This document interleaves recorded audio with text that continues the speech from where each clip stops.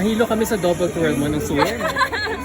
Bago yon. How did you prepare for it, CJ? Oh, actually, yesterday I did I did the routine after our rehearsals when I knew that we would be having this kind of stage and then the measurements and everything. And so I had a routine in my mind, pero hindi ko siya ma-materialize kasi hindi ko pa nakikita yung stage. But then again, when I was able to have that in mind na sa labas ng routine ko kahapon, I took like at least 30 minutes to do my routine for my swimsuit and also for my routine for the gown. Of course, meron pa rin naman siyang nerves, but at the same time, sabi ko lang, lagi, as long as hindi ako madapa at matapilok, I'm good. CJ, for The competition is really near. Yes. So how do you feel at the moment? I'm excited. I'm feeling all the emotions. I'm excited.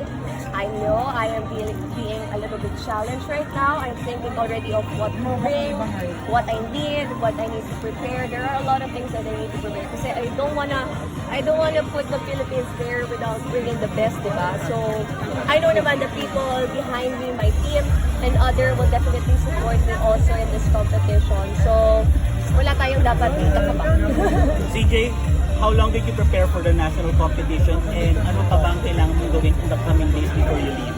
Well, as everybody knows, and lagi ko rin sinasabi, this is like a second opportunity for me to, have the Miss Grand crown that I competed before for another national pageant. I was already aiming for this crown.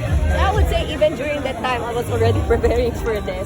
And the moment I knew na magkakaroon ng Miss Grand Philippines again, I already, tried to a little bit prepare myself physically, of course, mentally, and then we proceed to talking to all the